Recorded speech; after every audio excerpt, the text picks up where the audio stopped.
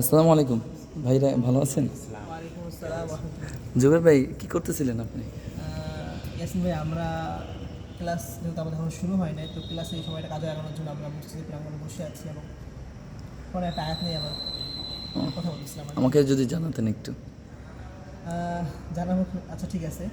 আমরা পবিত্র কোরআনের অন্যতম একটি সূরা, সূরাতুল শামস, যেটি আপনার 15 আয়াত বিশিষ্ট। এটি আপনার কোরআনের খুব সম্ভবত 92 নাম্বার সূরা আপনার। এখানে একটা আয়াত আছে যেটা আমাদেরকে খুব দারুণভাবে আমাদেরকে আন্দোলিত করেছে। আয়াতটি হলো, আল্লাহ এখানে বলছেন, আউযু বিল্লাহি মিনাশ শাইতানির রাজিম, বিসমিল্লাহির রহমানির রহিম, ফাআলহামাহা ফুজুরাহা ওয়া তাকওয়াহা ক্বাদ আফলাহা মান যাক্কাহা ওয়া ক্বাদ খাবা মান দাসসাহা। যদি আমি শুরুতেই এই আয়াতগুলোর ভেঙে ভেঙে অর্থ এরকম হয়, ফাআলহামাহা, অতঃপর আল্লাহ তাদেরকে জানিয়ে দিলেন, আল্লাহ তাদেরকে ইলহাম করলেন, জানিয়ে দিলেন, ফুজুরাহা ওয়া তাকওয়াহা, যা মন্দ এবং যা তাকওয়ার বিষয়ে কাজ রয়েছে। অর্থাৎ আল্লাহ বান্দাকে তাকওয়া এবং আপনার মন্দ কাজগুলো বান্দাকে জানিয়ে দিচ্ছে। এমন আল্লাহ বান্দাকে সৃষ্টি করে ছেড়ে দিয়েছেন, কোনো পথ নির্দেশ করেন নাই। আল্লাহ এই কথাগুলো আমরা কোরআনের বিভিন্ন আয়াতে বিভিন্ন সূরা আমরা পেয়ে থাকি। যেরকম আল্লাহ এর আগে যে সূরাটি রয়েছে সূরাতুল বালাদ, আল্লাহ বলছেন, ওয়াহাদাইনাহুন নাজদাইন, আমি কি তাদেরকে দুটি পথ দেখাইনি? আবার ঠিক আল্লাহ রাব্বুল আলামিন সূরা দাহর একটা কথা বলেছেন, ইন্না হাদাইনাহু সাবিলা ইম্মা শাকিরা ওয়া ইম্মা কাফুরা। অর্থাৎ আল্লাহ বলছেন যে নিশ্চয়ই আমরা হাদাইনাহু সাবিল, তাদেরকে আমরা কি দেখিয়েছি? পথ প্রদর্শন করেছি। এখন ইম্মা শাকিরা, হয়তোবা তারা কি হবে? কৃতজ্ঞ হবে, ওয়া ইম্মা কাফুরা, তারা অকৃতজ্ঞ হবে। এখানে কিন্তু আল্লাহ আমাদেরকে পথ দেখিয়ে দিয়েছেন। বান্দাকে আল্লাহ সর্বোত্তম অভাবে সৃষ্টি করেছেন। লাকাদ খালাকনাল ইনসানা ফি আহসানি তাকওয়িম।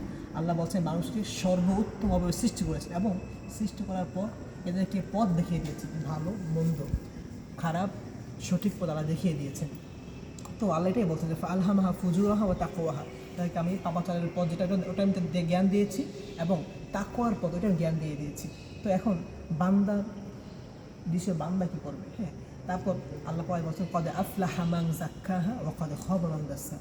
কদ আফলাহা অর্থাৎ সে হবে সফলকাম, মান যাক্কাহা, যে ওই তাকওয়ার পথ অবলম্বন নিজেকে পরিশুদ্ধ করতে পারবে, সে কী হবে? সেই মতো সফলকাম হবে। ওয়া কদ খাবা মান দাসসাহা, আর যারা সেই পাপাচারের পথ বেছে নেবে, নিজের অন্তরে কলুষিত করবে, সে কী হবে? সে ক্ষতিগ্রস্ত হবে, সে পথ ভোলা বা পথ হারা হয়ে বিভ্রান্তিতে লিপ্ত হবে। সুতরাং আমাদের উচিত হবে যে এখান থেকে যে আয়াতের মূল যে কনসেপ্টটা হলো গিয়ে, আমাদের এই আয়াত হলো যে আমরা তাকওয়ার পথ অবলম্বন করবো, তাহলে আমাদের পথ দেখিয়ে দিয়েছেন ভালো মন্দ, আমরা অবশ্যই ভালোটা গ্রহণ করব এবং এই তাকওয়ার পথ আমাদেরকে পরিশুদ্ধ করব এবং মন্দ পথ নিজে বিরত রাখবো। আল্লাহ রাব্বুল আলামিন আমাকে এবং আমাদের সকলকে এই বিষয়গুলো মেনে চলার তৌফিক দান করুক বলে শেষ করছি। আসসালামু আলাইকুম। শুক্রিয়া জুবের ভাই, অসংখ্য ধন্যবাদ। এরকম একটা আয়াতের ব্যাখ্যা সহকারে আমাদেরকে জানিয়েছেন।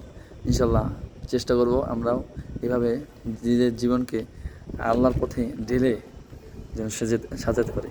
আসসালামু আলাইকুম ওয়া রাহমাতুল্লাহ।